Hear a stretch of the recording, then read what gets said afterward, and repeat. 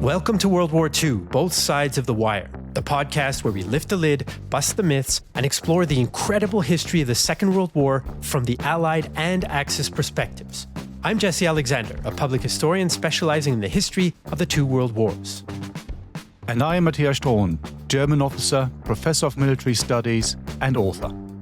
In today's episode, we're going to put a new twist on an old favorite that is shrouded in its share of World War II mythology. Why did Japan decide to attack the United States at Pearl Harbor in 1941?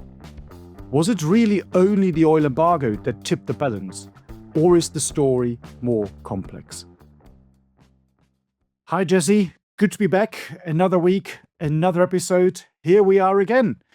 This time, moving to the Far East. We haven't done that in a while. Most of our podcasts so far have been on the European and African theatres of war. I know that we had a number of requests from our listeners to look to the Pacific. So this is what we're doing. And I think what we're going to do is, just like always, when we bust some of these myths of World War II, is to take a step back and look at the bigger picture stuff before we really delve into it and analyze what happened in 1941. But I know that before we even do that, there is something else you want to say, because there have been a few interesting and fascinating developments. Jesse, what are these? Yes, that's true. First, I want to say that I'm very pleased that our listeners out there have requested more on the Asia-Pacific theater, because it's a chapter of the war that I find is really interesting, really important, but I'm less well read on it than I am on Europe. So this gives me also a chance to kind of tweak my own side of things. So thanks for that, for pushing me in that, giving me that nudge, let's say. But yes, we also have news as well. Not only the fact that I'm terribly sleep deprived today. So if ever I'm going to butcher the Japanese names worse than I think I even normally would. Where is pervitin when you need it? Where is it? Exactly. Yes. Where's the pervitin? That would allow me to reach the Somme without a problem. But anyway, I am already digressing and we're like 30 seconds in. The point is why Matthias mentioned that we have news.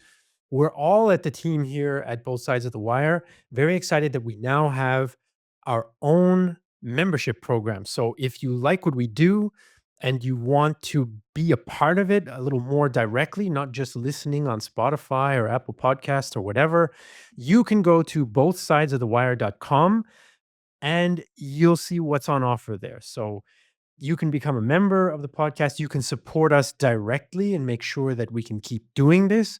You can find some merch and things like that. And you can find other people who are interested as well. So we're going to have comment sections there where we, Matthias and I, will be able to respond to some of your comments. And you can give us feedback and we can have a little bit of a community vibe going on of like-minded history buffs. Let's put it that way. So go and check that out, and we will see you over there. Now, on to the Pacific. The idea of Pearl Harbor and trying to explain Pearl Harbor is one that I've gotten more interested in the last couple of years, because I had to do a little bit of work on the Pacific theater, but also because when we did some YouTube videos surrounding the Pacific theater and Pearl Harbor, I didn't realize how much of a kind of hot button topic it is when you talk about different types of explanations for the Japanese decision to go to war.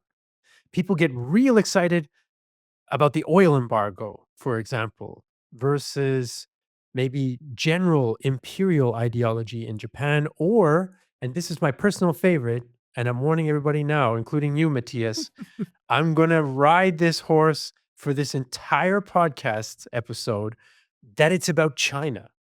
And I think that angle is a really, really cool one. Sarah Payne wrote a great book about it called The Wars for China, where she emphasizes this. She did a great interview on YouTube. If you YouTube her name, Sarah Payne, you're going to find some really cool interviews with her. So that's one of the reasons why I'm excited about the topic.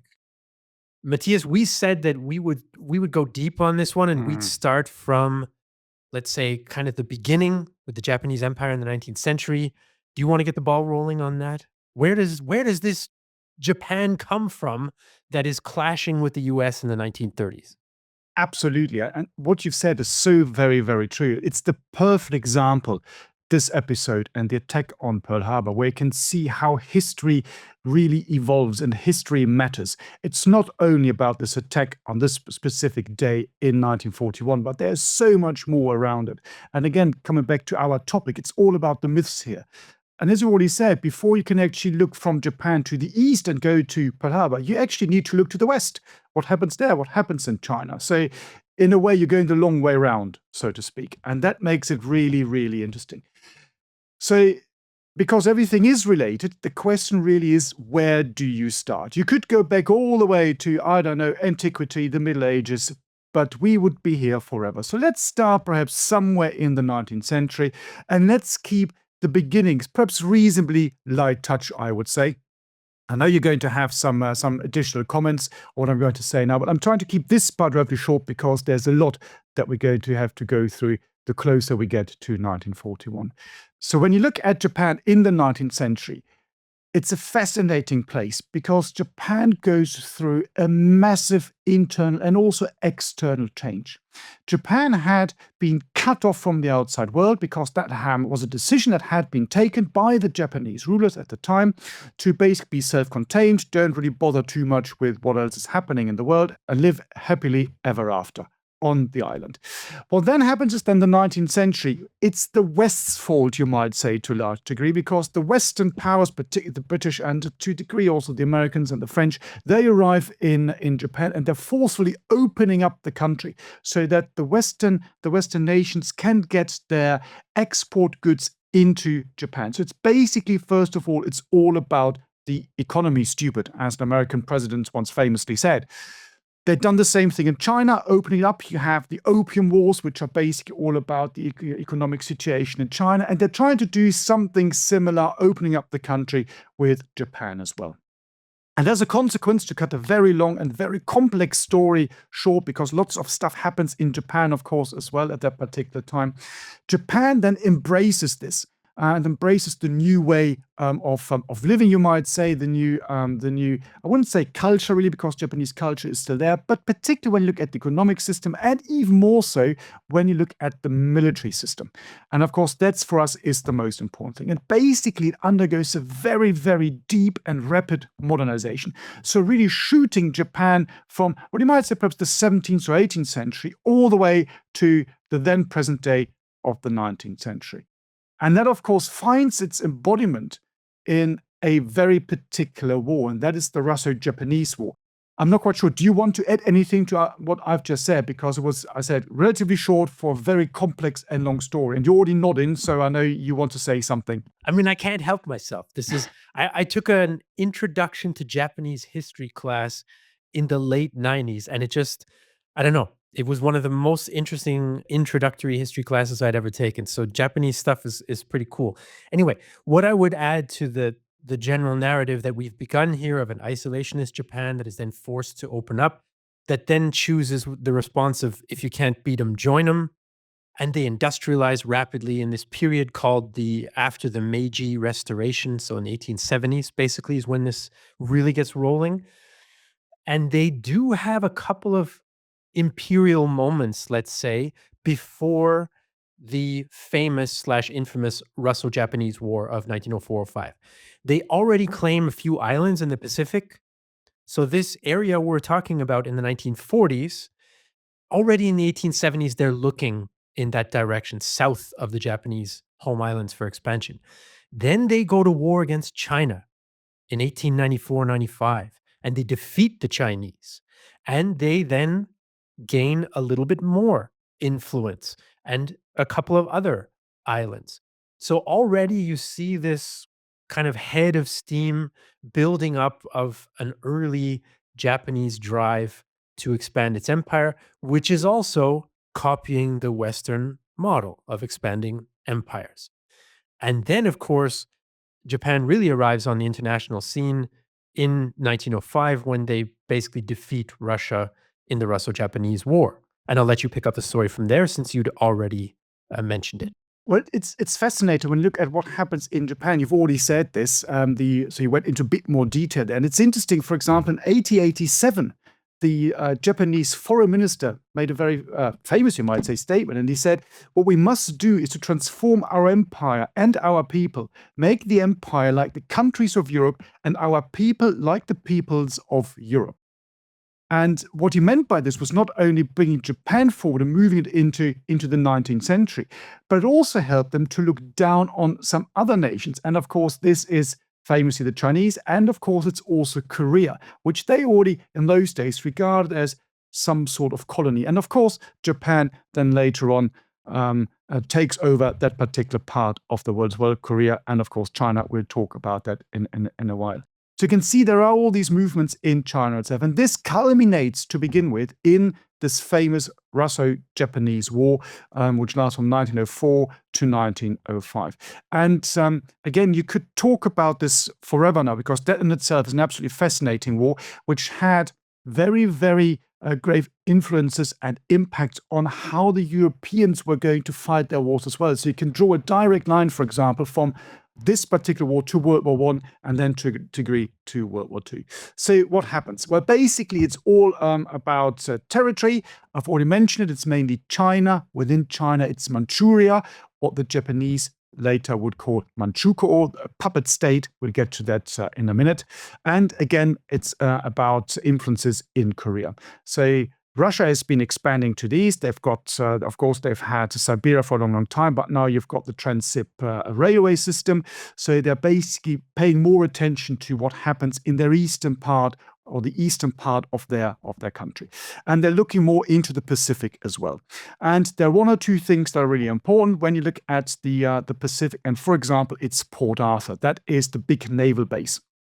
And this is the one that the Japanese either want to seize, or at least they want to make sure that the Russians can't really use that for their fleet anymore. And as a consequence of that, and when the war breaks out on the 8th of February 1904, they lay siege to Port Arthur. And that becomes a relatively long siege.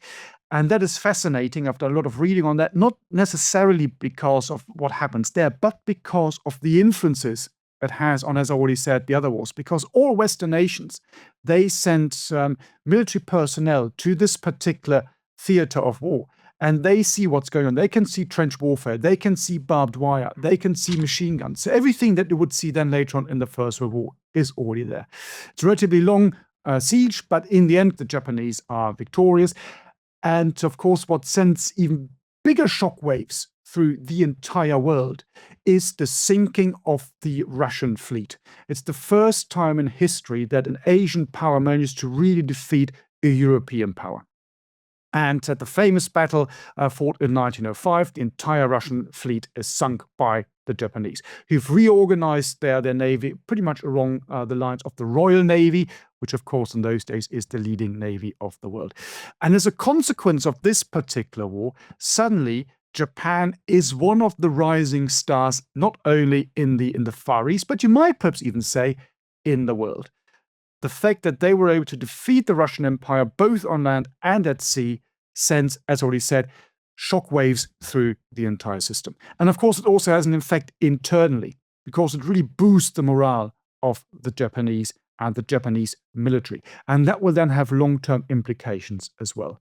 So back to you, Jesse. What happens after the Russo-Japanese War, unless you've got more to say? Just a quick one, of course, as usual. But I think what's interesting here to take away from this in our overarching narrative of Japanese expansion and the growth of this Japanese empire is that, China is almost like the story was in Europe that the Ottoman Empire was the sick man, and its weakness in the late 19th century causes imperial competition around it, right?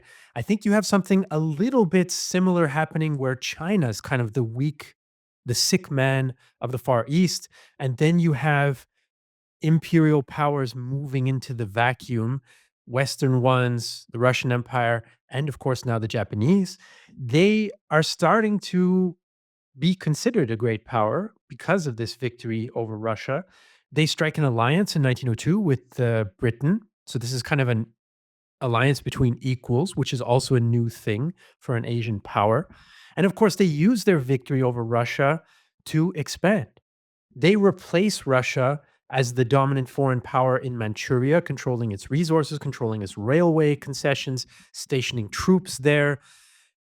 These are things that China doesn't want but cannot stop, essentially, right? The Japanese also get indirect control of Korea, but then full control in 1910, as you mentioned. And of course, they take some Russian territory on Sakhalin Island. So this empire is growing, and you already see these key points for the empire. There are kind of three imperial directions for Japan. One is north and the competition with Russia and later the Soviet Union. One is China, and one is south. And we're going to see those 3 points repeating themselves as kind of hotspots and the centers that drive Japanese strategic choices and decision making in the lead up to Pearl Harbor, where, dear listeners, we are still going to get. Don't worry. I want to say a word about World War I, not only because it's my favorite conflict in history and one of the most interesting ones, but because it also is a stepping stone on this path to Japanese expansion at the expense of China, for example, right? So both China and Japan are on the Allied side in the First World War, but Japan uses the opportunity of the European powers fighting each other, being distracted. Britain is not going to try to oppose anything that Japan does in the First World War, neither is the Russian Empire. So they try to push their advantage in China. They put to China the so-called 21 demands, which is basically let us do whatever we want, right? Let us have your resources, let us have influence over your police, over your finances, give us control over certain port functions. You can already see they're focusing on this imperial expansion, light, let's say, in China.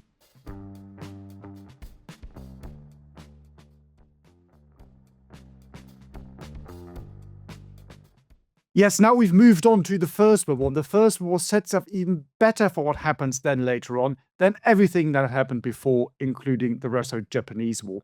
You already mentioned the 21 points or the 21 demands. They're absolutely crucial. If you go further back a little bit to the outbreak of the First World War, it's interesting that Japan, of course, declares war on Germany on the 23rd of August 1914. Most people, most listeners, because you know your history, will be familiar with this. If you're not, isn't it astonishing that in the First World War, Japan declares war on the German Empire? In World War II, they fight together.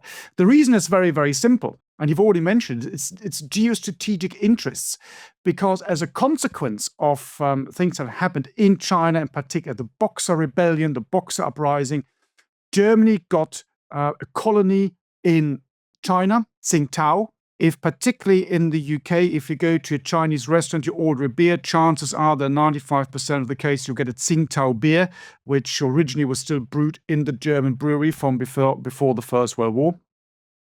And say the Japanese, of course, they look at the map and they think, where can we gain most? Because they don't really have a dog in this fight. They're not really interested in what happens somewhere in Flanders or somewhere on the Western Front. But they think, or they look at us and think, where can we make the best and the most gains?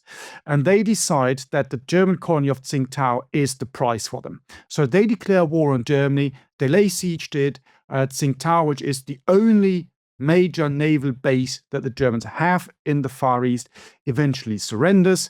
In itself, fascinating story. The pilot of Tsingtao into all this. There's a German plane flying around, and so they take this colony, and they've got now this foothold in this particular province. And the next step, in early 1915, are these 21 demands that you already mentioned. And these demands are really, really fascinating. They tell you a lot about the view that the Japanese have, and also the idea that they are the born or chosen or future rulers of this part of the world. So maybe just very briefly, again, don't want to go into too much detail here, the 21 demands, you have them basically in 5 different groups. The first one was to confirm Japan's recent seizure of the German ports, so basically Tsingtao, and also expand Japan's sphere of influence over the railways in that particular area. The second one is all about, again, railways. You can see how important railways are in this particular time. So it's the South Manchuria Railway Zone, which the Japanese would get through leasehold for 99 years. Number 3 is further territorial control, mainly in central China. You can see how they're already spreading and beginning to try to take over more of mainland China. And group 4 basically barred China from giving any further coastal island concessions to any other foreign power. So you can see how they're trying to be a counterweight, a counterbalance to Western imperialism. And then you've got the 5th one, and that's the most striking one, because in this one, it's basically the most aggressive one. The Japanese told the Chinese to hire or accept Japanese advisors that basically would take control of China internally. And that was rejected. And it got a very big diplomatic machine that's being set in motion. And in the end, what happens is the Japanese pretty much drop group number 5, and these 21 demands are then reduced, and that's then signed.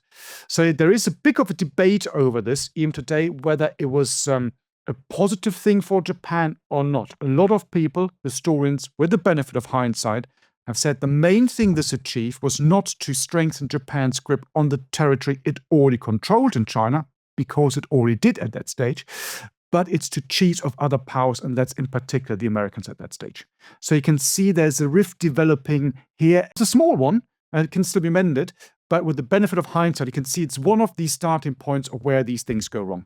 And Jesse is raising his finger. He jumps in right now.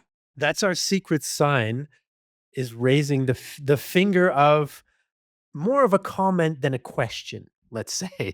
But I'm glad you introduced this idea of Japan coming out of the First World War and a new kind of uncomfortable coexistence with the Western powers coming out of that as well. Yes, they were allies in the First World War, but it's quite clear that they have different priorities, different visions for the future of Asia and the Pacific. It's worth mentioning that Japan not only gained the former German colony in China at Tsingtao, but also several islands in the Pacific. So again, they're expanding not only in that direction towards China, but also south, the Bismarck archipelago and so on, into the Pacific. Now, Japan is on the winning side. They do benefit from their participation in the First World War, but a little bit like Italy, also on the winning side, also benefited a little bit from the First World War, got some territory. They're not happy about the outcome. They feel that they got treated unfairly by their Western allies, that they weren't accorded enough at the peace conference, that their requests for equal treatment for non-Western nations at the League of Nations were rejected more or less. Now, of course, Japan, as you mentioned, is developing this imperial ideology where they feel superior to other races, but at the same time, and that's sort of a bit of the background for them requesting so-called equality. On the other hand, they are requesting equality and it's not happening. So it's a bit of a mixed bag. It is self-serving, but there is something there and they're unhappy about it. There's also a new military and strategic reality after the First World War. There's a further acknowledgement of Japan as a major power, and this is kind of expressed in the Washington Naval Treaty of the early 1920s, 1922. Basically, the Brits, Americans, and Japanese agree. They're like, look, we're the big dogs in the Pacific. We don't want to spend heaps of money on a naval arms race like the British and Germans did before World War I. It's too expensive. Let's just agree on the size of our navies. And they do that. And the formula is 335. So for every 3 British capital ships, there are 3 Japanese capital ships allowed and 5 American capital ships allowed. So this is kind of that background of, again, expansion and now the start of serious tensions with the Western powers. And with the US in particular, there are tensions with Japan over Japanese immigrants in the US because they face discrimination. They also face legal discrimination. This upsets Japan. And there are diplomatic disputes then about the status and treatment of Japanese in Hawaii, for example, or in California. So you have these different kind of hotspots coming out, right? Then comes, and Matthias, you can jump in if I'm skipping too far ahead, but I'm pushing us towards Pearl Harbor here for our patient listeners. Then comes, I think, a sea change, a real inflection point, because I don't want to say the word turning point. That's out of vogue at the moment in historical circles.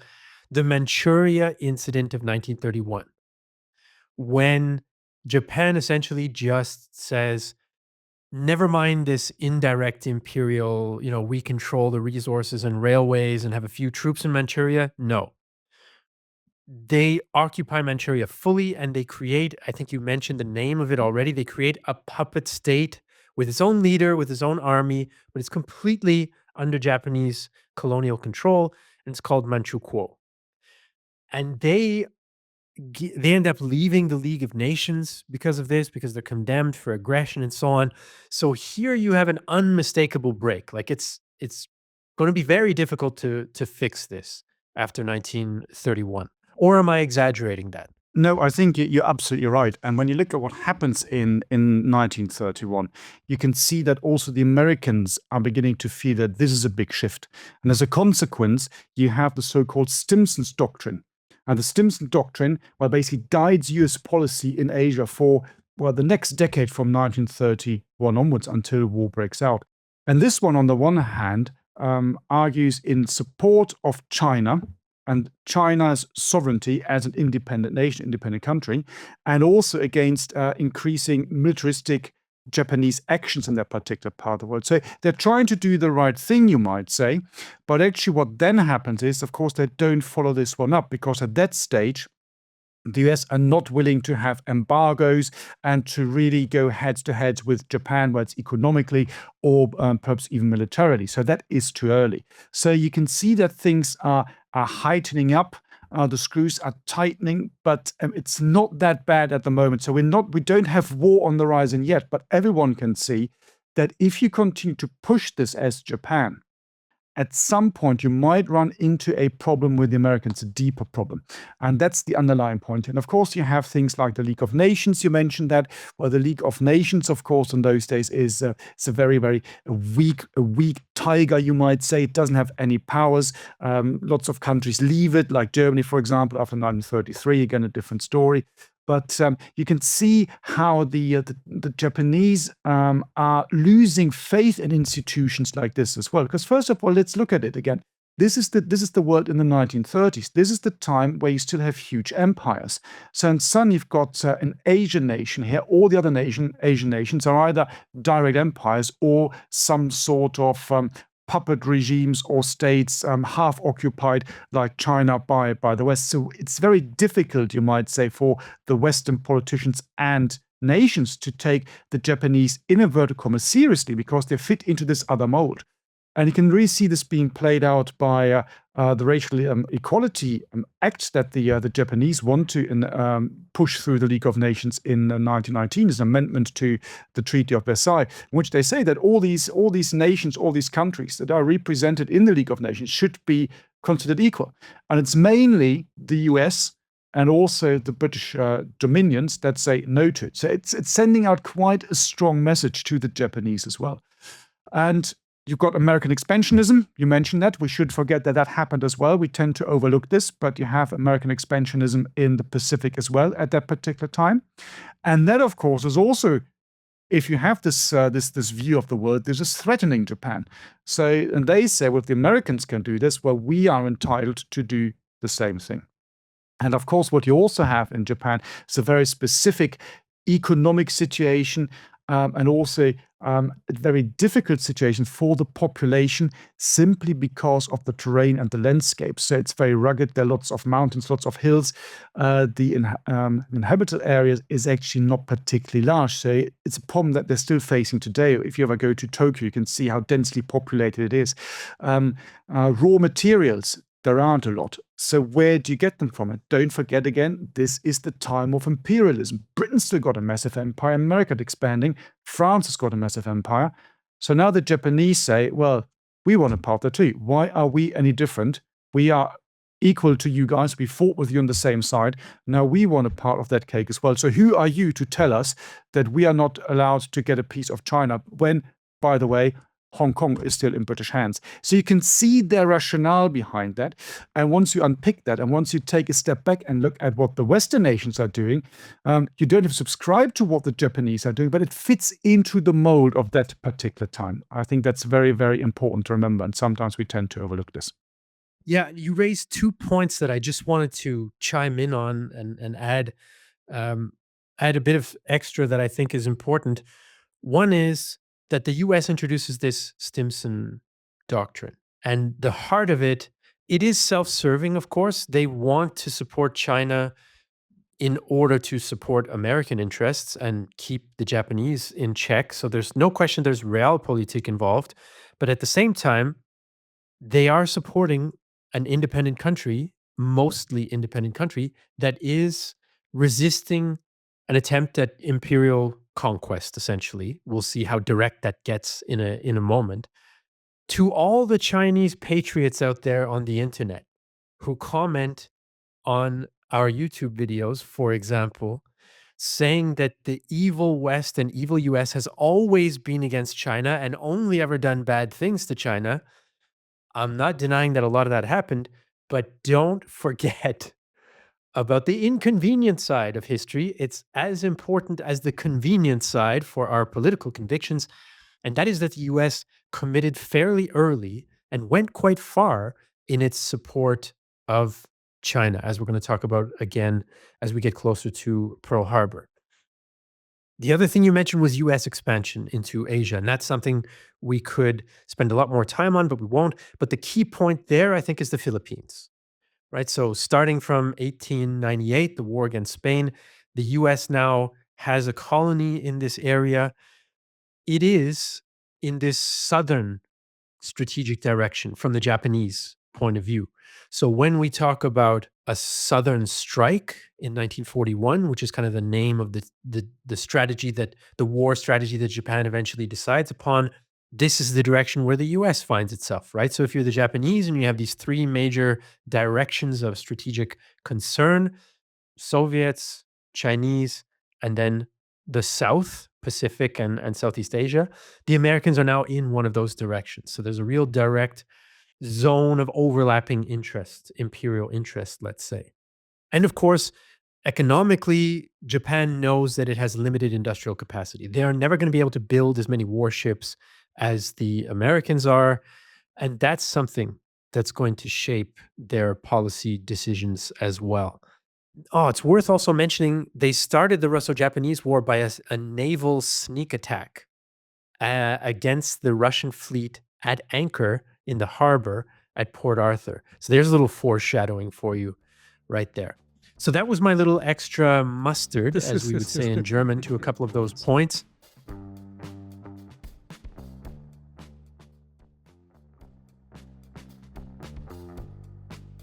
So we talked about imperialism and we talked about the economic base that Japan has. And you mentioned, of course, it's limited. And of course, it is the raw materials. That's a problem. It's still a problem for Japan today, of course, as an industrial nation.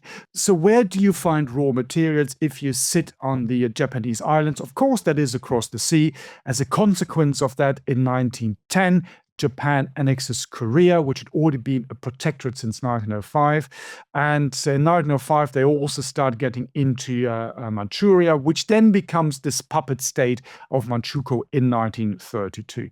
If you haven't seen the film, The Last Emperor sums up this development quite nicely. And that is the imperialist understanding view of why they go in there in the first place, because they need this. They need this base as well. They need the raw materials. They need to get all this out. This is why, for example, they put an awful lot of emphasis on the railways as well, in these demands that they make, and of course on the raw materials. So that's very, very important. And that is beginning to create tensions now, as you can imagine, with mainland China. However, the Chinese realize that at this stage, they're still too weak to do something really against this, so i.e. go to war. And also, of course, something that we haven't mentioned is we are now getting into the time of the Chinese Civil War, where you have the nationalists fighting against the communists. So it's another complicating factor that we perhaps need to talk a little bit about. So there's a civil war going on in China, which of course weakens the Chinese on the whole.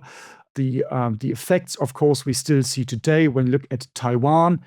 Taiwan, the people who went to Taiwan, are the nationalists who were defeated by the communists in the 1940s. So it's a very long, very complex story. But again, it's interesting because when you look at the news today and you see Taiwan being mentioned, you can see the long shadows of history and the long shadows of the Second World War and pre-Second World War in this instance. So Manchuria is now under Japanese control. And now they're beginning to look towards the rest of mainland China because they think, we know what, this was so easy. Why should we stop now? Why should we not take the next step? The country internally is weakened. This is now the perfect time, the perfect chance for us to build a new big Japanese empire. And maybe we leave that for the next episode, because I think we've already confused our listeners. I'm confused because it's very different, isn't it, from what we normally do when we talk about the Eastern Front and the Battle of Britain. So it's a very, very different topic. But of course, it is World War II. It's a world war, so we have to look at these things as well.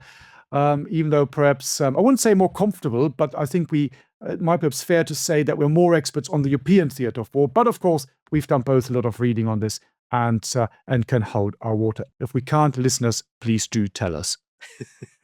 Well, on that note, we have taken you with us, dear listeners, on a bit of a journey exploring the strategic situation in Asia, the Asia-Pacific theater, and the development of the Japanese Empire from the 1870s right up until the eve of the start of the big war with China in 1937. And all of this is to put us on the road to explaining why the Japanese come to that eventual decision to attack Pearl Harbor in 1941. This is the big picture history. This is the deep context narrative of this one event from 1941 that we've started today. And as Matthias mentioned, we are going to continue that in the next episode. So in the meantime, if you have a question for us, do let us know. If you're interested in becoming a podcast community member, check out bothsidesofthewire.com, as I mentioned off the top of the show, and we will see you there. Plus, of course, we'll see you in the next episode. You've been listening to World War II, Both Sides of the Wire, a Battle Guide production. To support the creation of future episodes, consider joining our dedicated supporter community, where you can enjoy exclusive benefits and connect with like-minded individuals. For more information, please see the show notes, and if you appreciated this episode, please leave a review on your chosen podcast platform. Thank you for listening. I'm on 2 hours sleep, so if I start, God damn it. There we go. We've done it. Yes, the 2 hour sleep is see- here. If I start doing exactly what I just did, Very good. you'll have to forgive me. My neighbor is hammering on the wall.